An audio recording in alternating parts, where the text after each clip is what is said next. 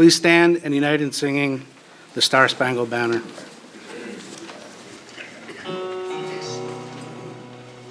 Almost can you see by the dawn's early light what so proudly we hailed at the twilight's last gleaming, whose broad stripes and bright stars through the perilous fight o'er the ramparts we watched were so gallantly streaming, and the rocket's red glare, the bombs bursting in air, gave proof through the night that our flag was still there. Oh, say does that star-spangled banner yet wave o'er the land of the free and the home of the brave? Please be seated.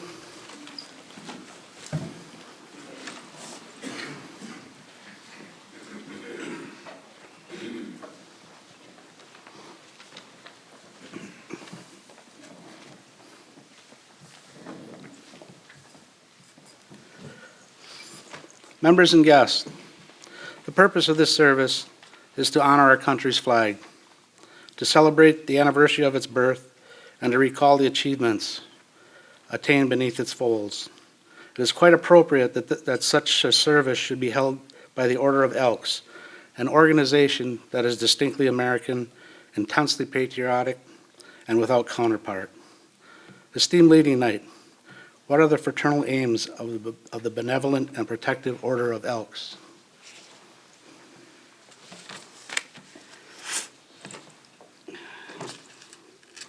To inculcate the principles of charity, justice, brotherly love, and fidelity, to promote the welfare and happiness of mankind, to uphold our country and its laws, and to quicken the spirit of American patriotism.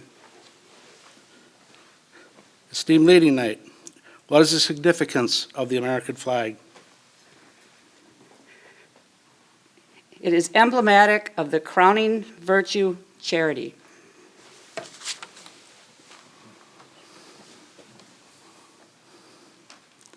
Esteemed Loyal Knight, what is the significance of the American flag? It is emblematic of justice for all. Esteemed Lecturing Knight, what is the significance of the American flag? It is a symbol of brotherly love.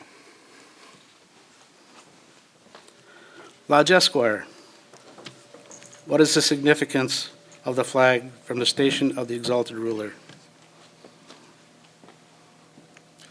It is the symbol of fidelity.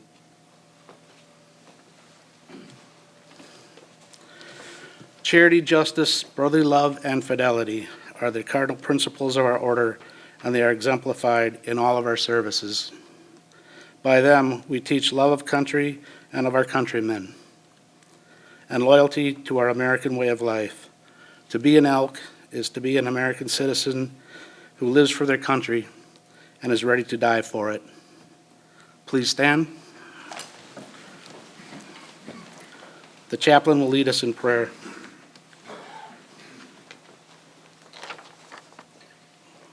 Almighty God, in this hour of patriotic observance of the birthday of the American flag, we ask you to bless our flag and the people of the United States. For all that our flag represents, both at home and abroad, we thank thee, and that through all our history as a nation, it has been an ensign of freedom, liberty, and opportunity. And through the years to come, may this flag wave as the banner of liberty, freedom, and enlightenment. May this service bring to each of us a sense of loyalty to our country and enable us to be better patriots, truer citizens, and more loyal Americans, to thy great glory and to the honor of this great nation. Amen.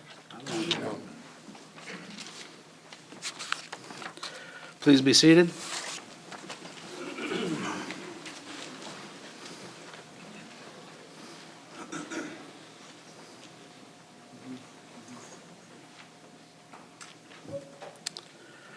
That we may better understand the meaning of our flag, I call upon Brother Jason Ellis for the history of the flag.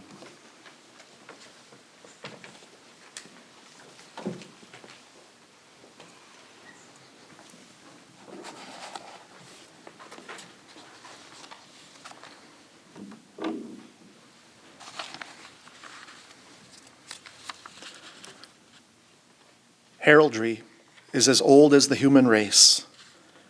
The carrying of banners has been a custom among all peoples in all ages. These banners usually contain some concept of the life or government of those who fashion them. The evolution of the American flag marks the progression of the government of the American people. From the founding of Jamestown, Virginia in 1607 until 1775, the flag of England was the flag of the peoples of America. In 1775, the pine tree flag was adopted for all colonial vessels, and this was the banner carried by the Continental forces in the Battle of Bunker Hill.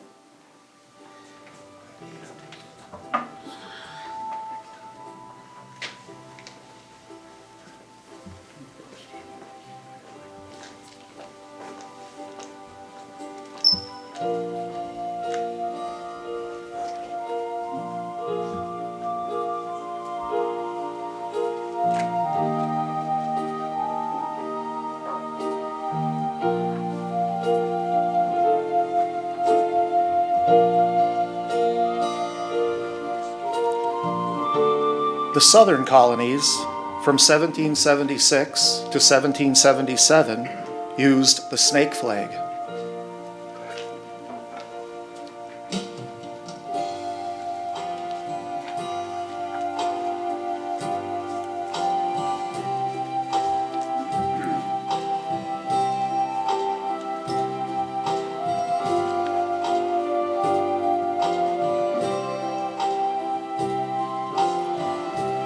In the latter part of 1775, the Continental Congress appointed a committee to consider the question of a single flag for the 13 colonies.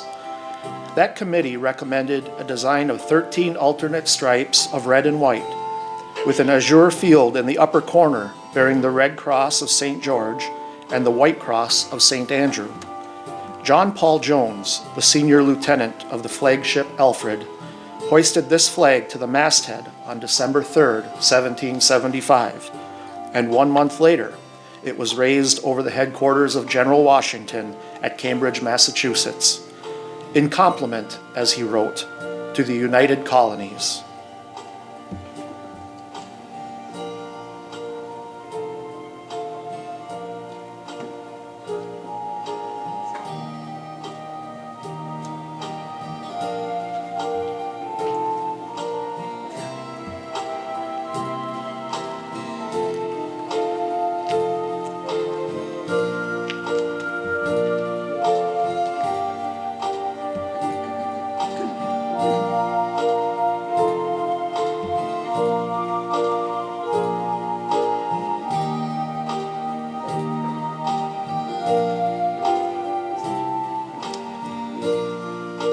This flag, called the Continental Colors and the Grand Union, was never carried in the field by Continental Land Forces, but it was used by the Navy as its exclusive ensign and was the first American flag to receive a salute of honor, a salute of 11 guns from the fort of Orange in the Dutch West Indies. In response to a general demand for a banner more representative of our country, the Congress on June 14, 1777, provided the following: that the flag of the United States be 13 stripes of alternating red and white, and that the Union be 13 stars, white on a blue field, representing a new constellation.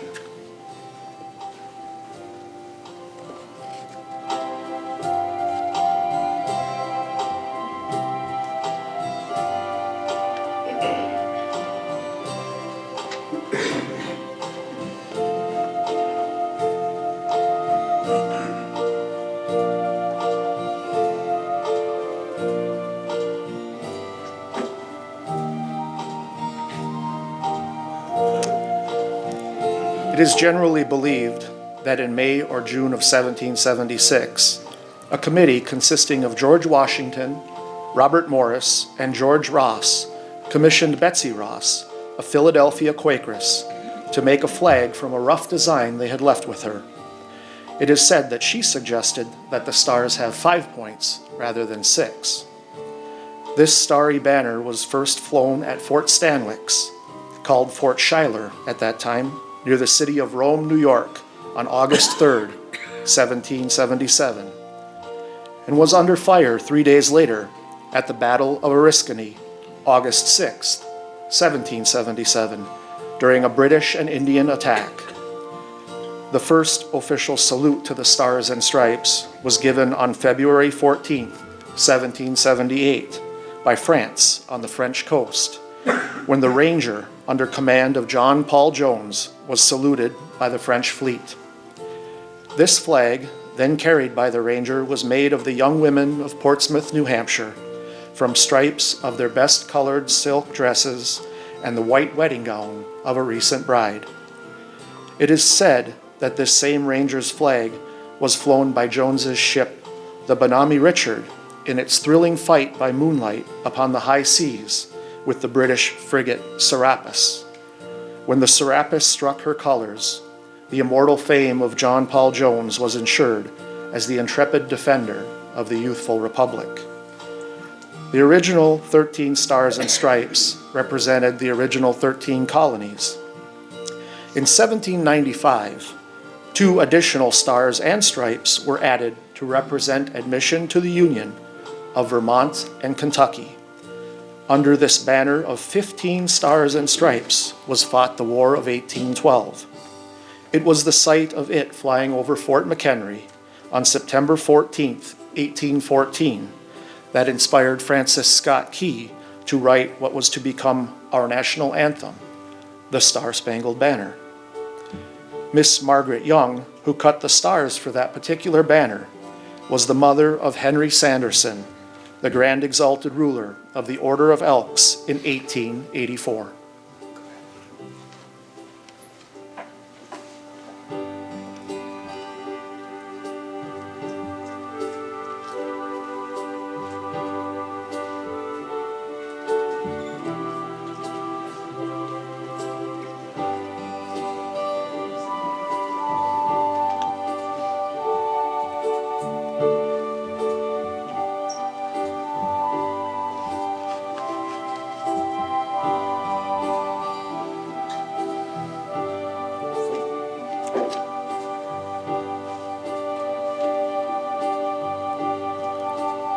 The Congress, on April 14, 1818, adopted a resolution that on and after July 4, 1818, the number of stripes should be 13, and that the blue field should carry 1 star for each of the 20 states in the Union, and that a new star should be added for each state thereafter admitted.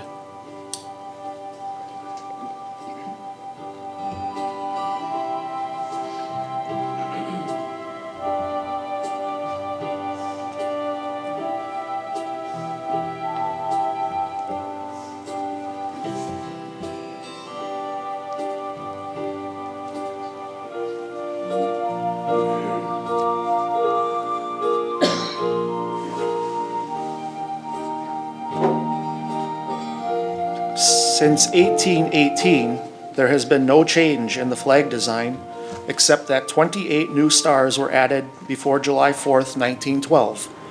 And this flag of 48 stars flew over this nation for 47 years, until just before the Vietnam War.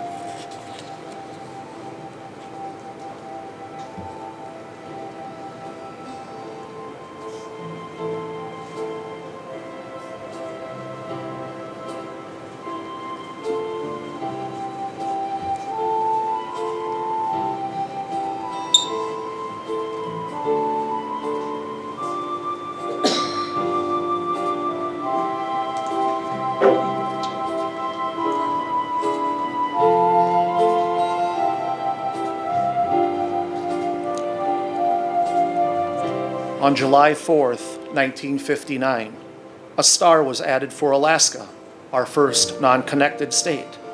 And a year later, Hawaii, our island state, added a 50th star. Our present flag, 50 stars and 13 stripes.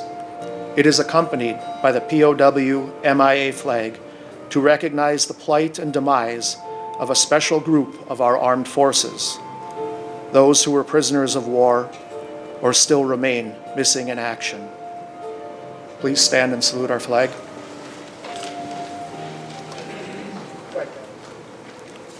The flag is presented by AMVETS Post number 7 and by Boy Scout Troop 610.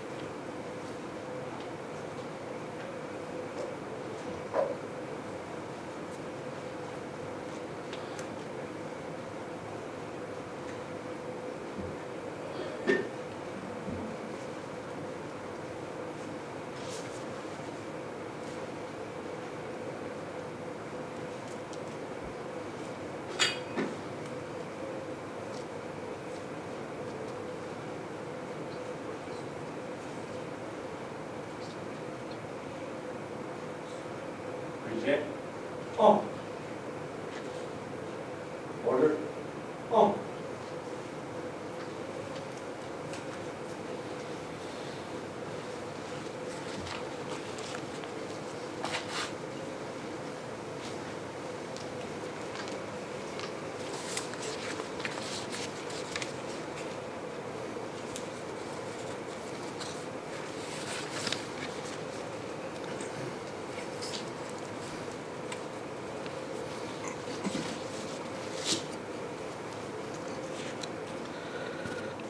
As this emblem is first in our hearts as loyal Americans, so it is close to our altar as loyal Elks. The gentle breezes, with lingering caress, kiss the folds of no flag which can compare with it in beauty. There is no such red in budding rose, in falling leaf, or sparkling wine. No such white in April blossom, in crescent moon, or mountain snow.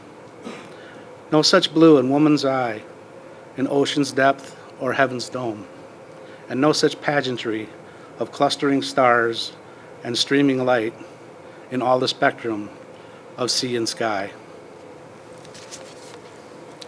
Please be seated. Our flag is at once a history, a declaration, and a prophecy. It represents the American nation as it was at its birth. It speaks for what it is today, and it holds the opportunity for the future to add other stars to the glorious constellation. The Benevolent and Protective Order of Elks is the first and only fraternal body to require formal observance of Flag Day. In July of 1908, the Grand Lodge of this order at Dallas, Texas, then assembled, provided for the annual nationwide observance of Flag Day on the 14th of June in each year by making it mandatory upon each lodge of the order. This unique distinction is the strongest promoter of Flag Day, is most becoming of the Order of Elks. This order is distinctly American. Only American citizens are eligible to join, and it has no foreign affiliations. It has linked its destiny with the destiny of our country and made this flag the symbol of self-dedication to God, to country, and to fellow men. Please stand and join singing God Bless America. There is a preamble by Miss Vicki. Join in after the preamble.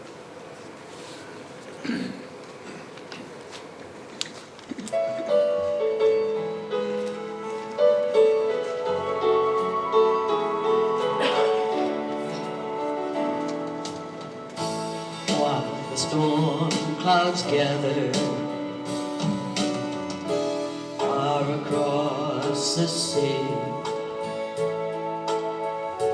Let us swear allegiance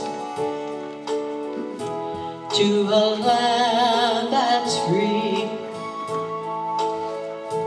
Let us all be grateful for a land so fair. As we raise our voices in a solemn prayer, God bless America, land that I love. Stand beside her and guide her through the night with the light from above. From the mountains to the prairies, to the oceans white with foam. God bless America, my home, sweet home. God bless America, my home, sweet home.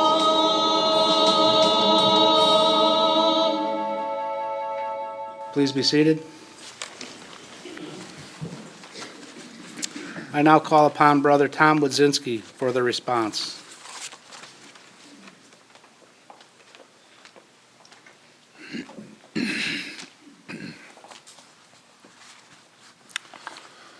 The Stars and Stripes, flag of the United States of America, worldwide hope of all who under God would be free to live and do his will.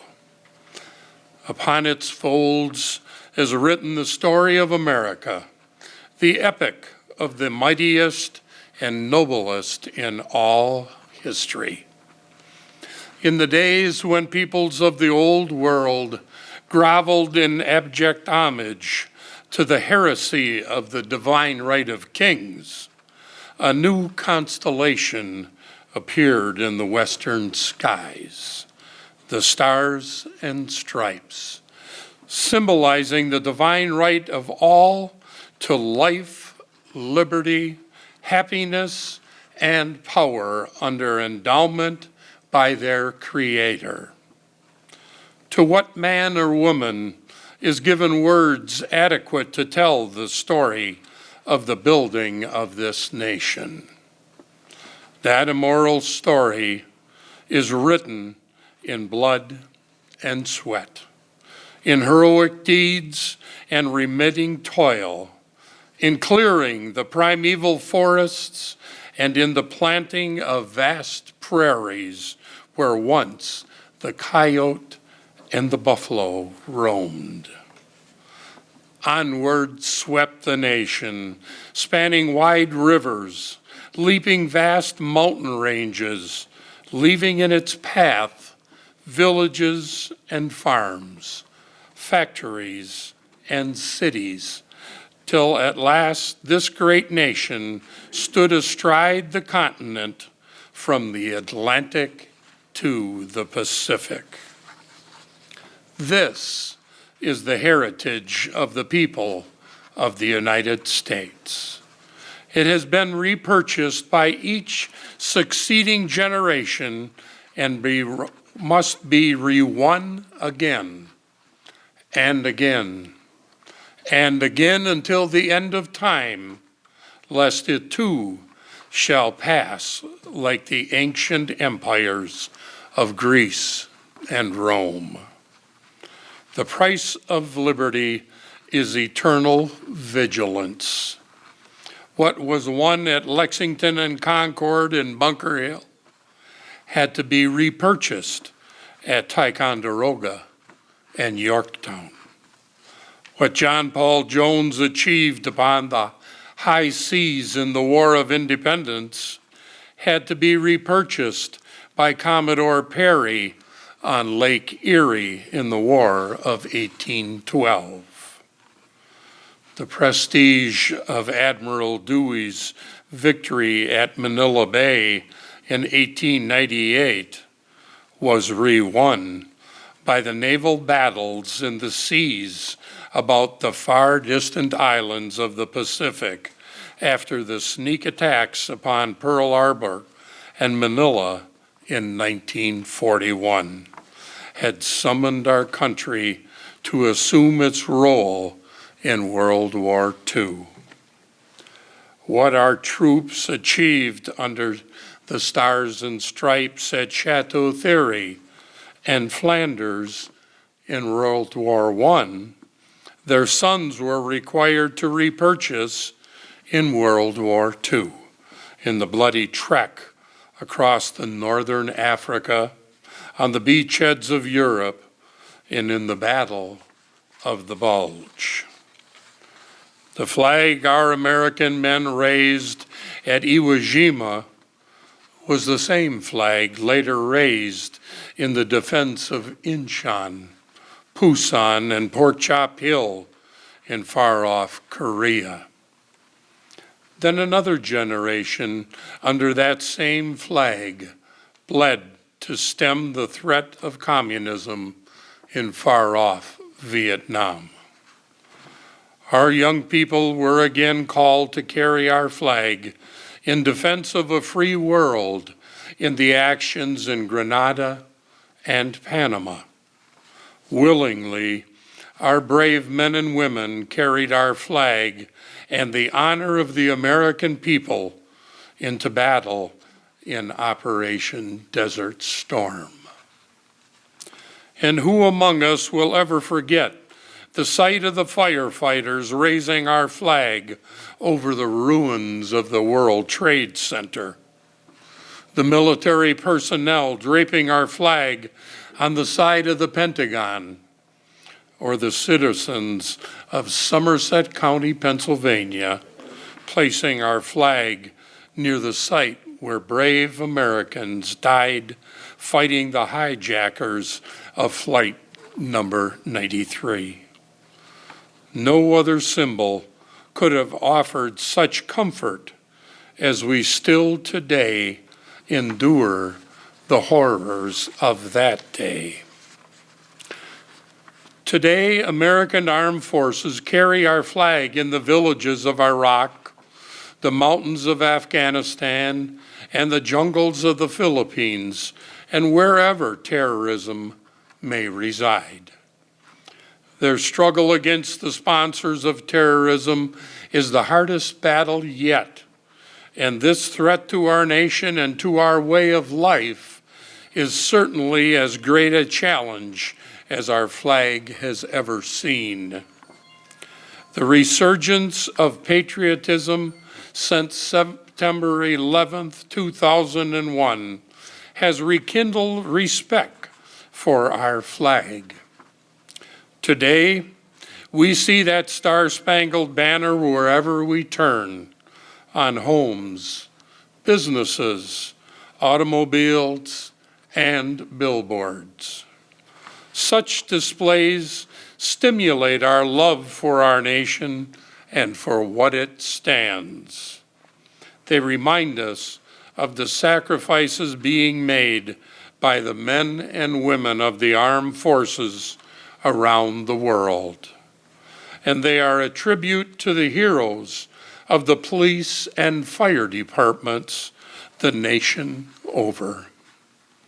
The greatest significance of this flag, however, lies in the influence it has in the hearts and minds of millions of people.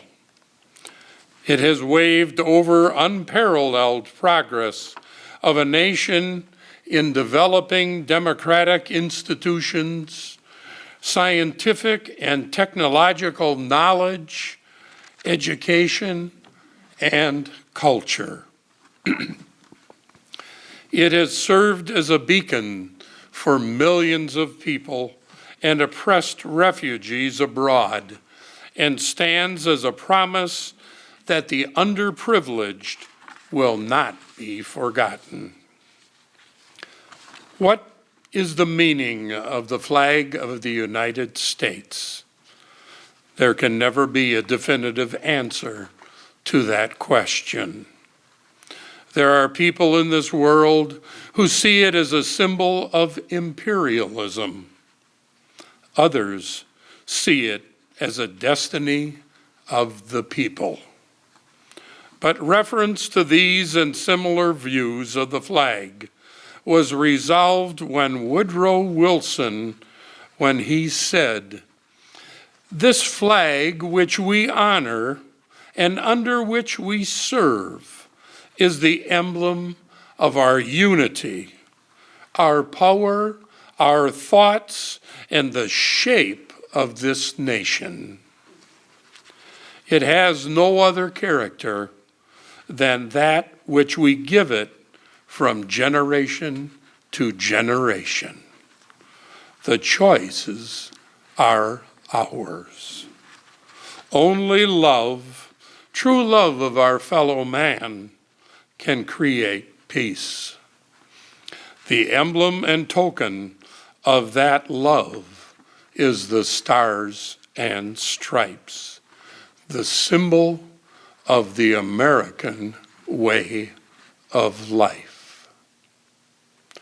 Our fathers, God, to thee, author of liberty, to thee we sing.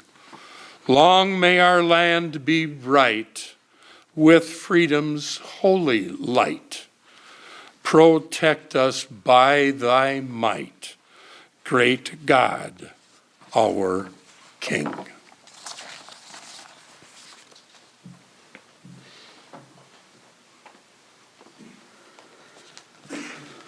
Thank you, Tom. Lodge Esquire, how shall we further honor our flag?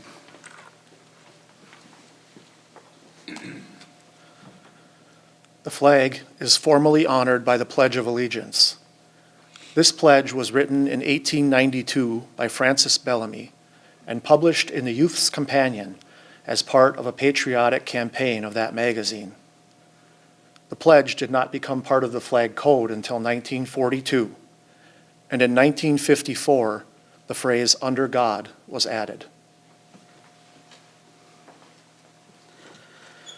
Let us all stand and pledge ourselves never to forget the principles represented by this flag. I pledge allegiance to the flag of the United States of America and to the republic for which it stands, one nation, under God, indivisible, with liberty and justice for all. Please be seated.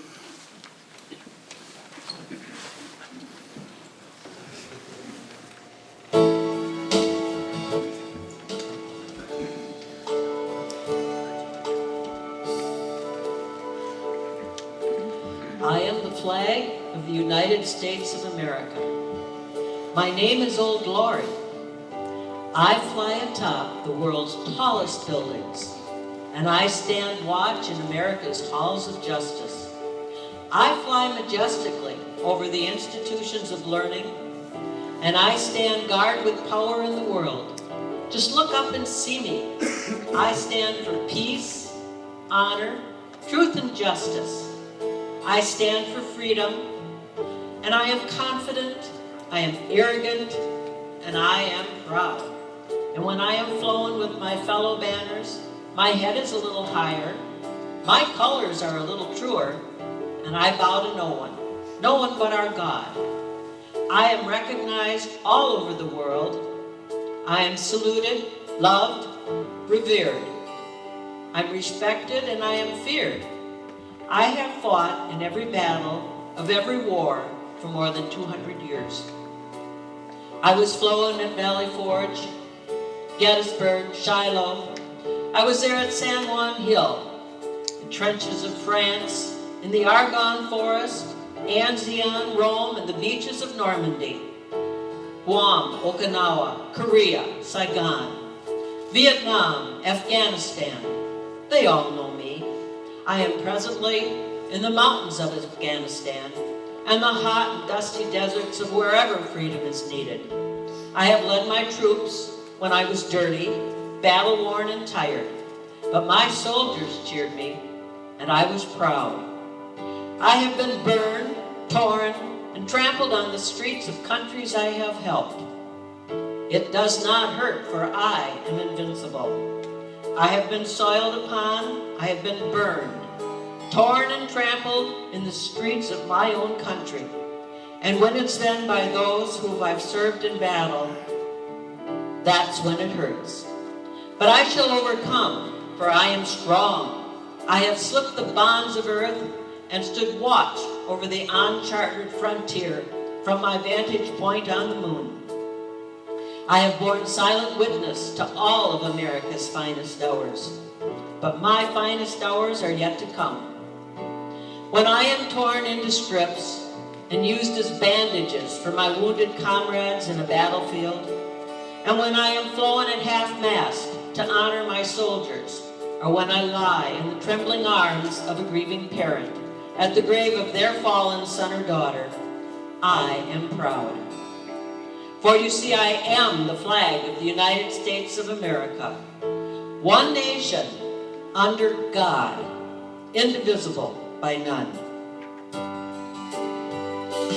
If tomorrow all those things were gone I'd worked for all my life, and I had to start again with just my children in my life, well, I thank my lucky stars to be living here today, 'cause the flag still stands for freedom, and they can't take that away. And I'm proud to be an American, but at least I know I'm free. I won't forget the ones who died, who gave that right to me, and I gladly stand up next to you and defend her still today, 'cause there ain't no doubt I love this land. God bless the USA.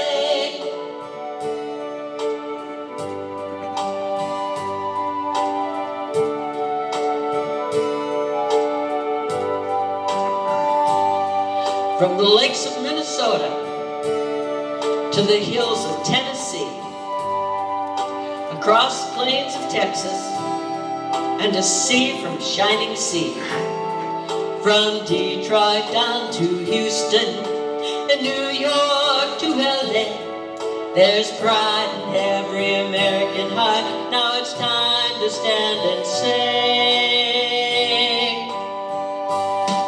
And I'm proud to be an American, but at least I know I'm free. I won't forget the ones who died, who gave that right to me, and I gladly stand up next to you. I'll defend her still today, 'cause there ain't no doubt I love this land. God bless the USA.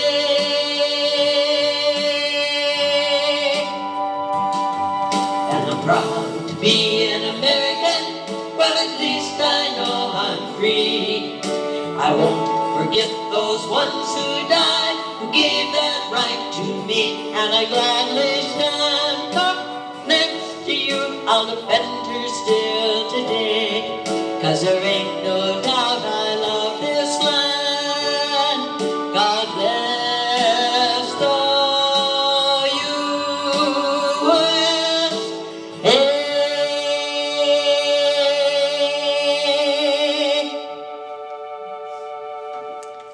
I now call upon Brother Jason to recite the rugged old flag.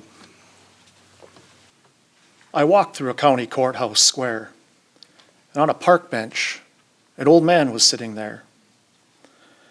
I said, "Your old courthouse is kind of run down." He said, "Nah, it'll do for our little town." I said, "Your flagpole has leaned a bit, and that's a ragged old flag you got hanging on it." He said, "Have a seat." So I sat down. "Is this the first time you've been to our little town?" I said, "I think it is." He said, "Well, I don't like to brag, but we're kind of proud of that ragged old flag. You see, we got a hole in that flag there when Washington took it across the Delaware. and it got powder burn the night Francis Scott Key sat watching it writing, "Oh, say, can you see?" And it got a bad rip down in New Orleans with Pakenham and Jackson tugging at its seams. And it almost fell at the Alamo beside the Texas flag, but she waved on, though. She got cut with a sword at Chancellorsville, and she got cut again at Shiloh Hill. There was Robert E. Lee, Beauregard, and Bragg, and the south wind blew hard on that ragged old flag. On Flanders Field in World War I, she took a big hit from a Bertha gun, and she turned blood red in World War II. She hung limp and low by the time it was through. She was in Korea and Vietnam. She went where she was sent by her Uncle Sam. She stormed across the deserts of southern Iraq, though she's never taken more than she's given back. And the thought of her fallen that day in September caused a nation to pause. We should always remember. She's battled terror in foreign lands, from the coldest mountains to the hottest sands. And she's waved from our ships upon the briny foam, though they've about quit waving her back here at home. In her own good land, she's been abused. She's been burned, dishonored, denied, and refused. And the government for which she stands is scandalized throughout the land. She's getting threadbare and wearing thin. But she's in good shape for the shape she's in, because she's been through the fire before, and I know she can take a whole lot more. So we raise her up every morning. We take her down every night. We don't let her touch the ground. We fold her upright. On second thought, I do like to brag, because I'm mighty proud of that ragged old flag.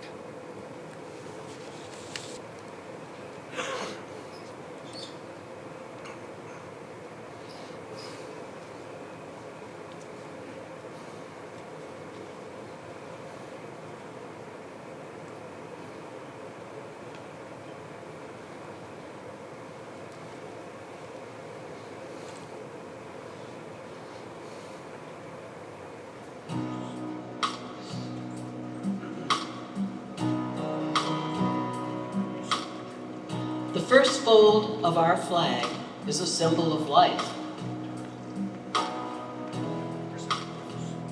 The second fold is a symbol of our belief in eternal life.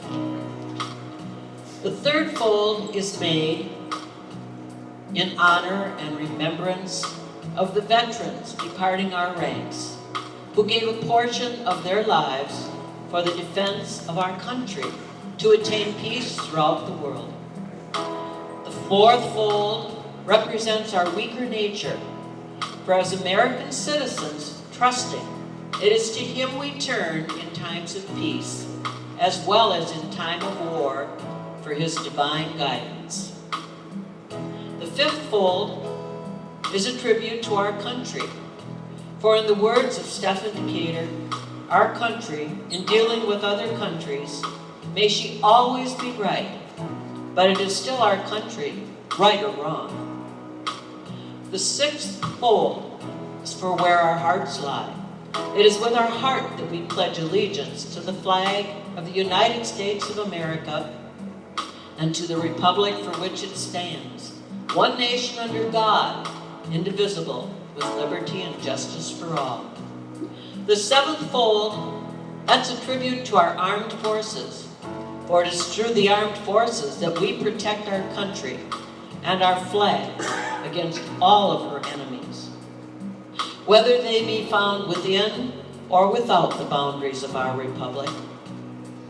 The eighth fold is a tribute to the one who entered into the valley of the shadow of death, that we might see the light of day and to honor Mother, for whom it flies on Mother's Day. The ninth fold, that's a tribute to womanhood, for it has been through their faith, their love, loyalty, and devotion that the character of the men and women who have made this country great has been molded. The tenth fold is a tribute to the Father, for he too has given his sons and daughters for the defense of our country since they were first born. The 11th fold represents, in the eyes of a Hebrew citizen, the lower portion of the seal of King David and King Solomon, and glorifies in their eyes the God of Abraham, Isaac, and Jacob. The 12th fold, in the eyes of a Christian citizen, represents an emblem of eternity and glorifies in their eyes God the Father, the Son, and the Holy Spirit.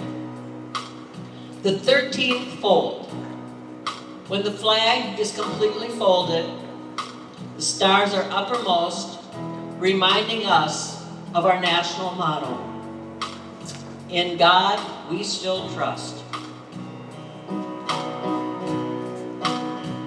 We place your hand on the Bible when we swear to tell the truth. His name is on our greatest monuments, all our money too. And when we pledge allegiance, there's no doubt where we stand. There's no separation or one nation under him. In God we still trust. Here in America, he is the one we turn to every time the going gets rough. He is the source of our strength, the one who watches over us. Here in America, in God we still trust. Now there are those among us who want to push him out and erase his name from everything that this country's all about. From the schoolhouse to the courthouse, they're silencing his word. Now it's time for all believers to make our voices heard. In God we still trust. Here in America, he's the one we turn to every time the going gets rough. He is the source of all our strength, the one who watches over us. Here in America, in God we still trust. Here in America, here in America, here in America, in God we still trust. Here in America, in God we still trust. Here in America.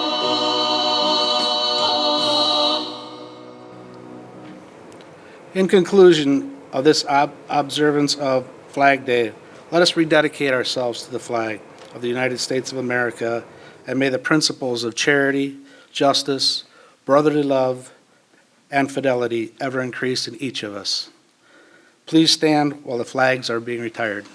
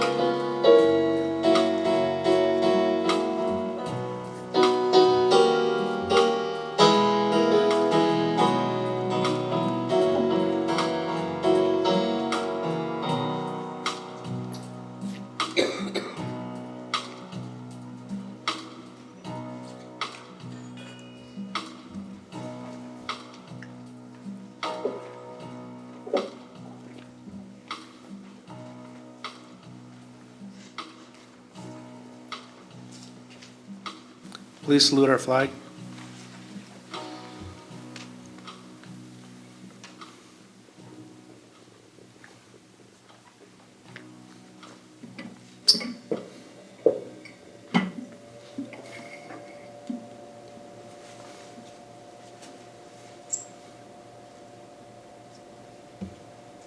Present.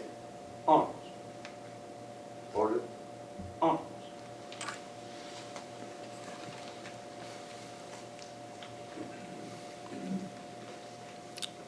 Please be seated.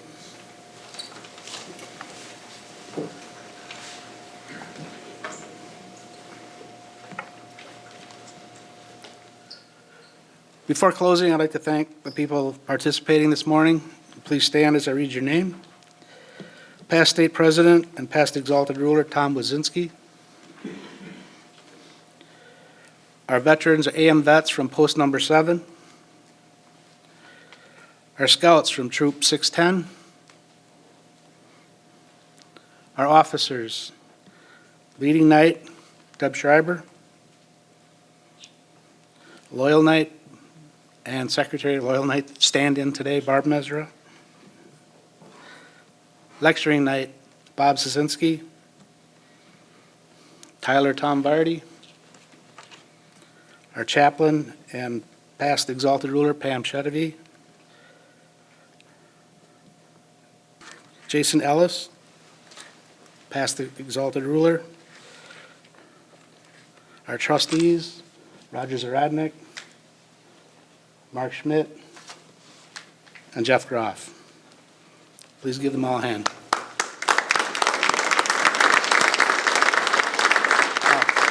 And Miss Vicky for the music, and Oshkosh Media for recording this event. Thank you.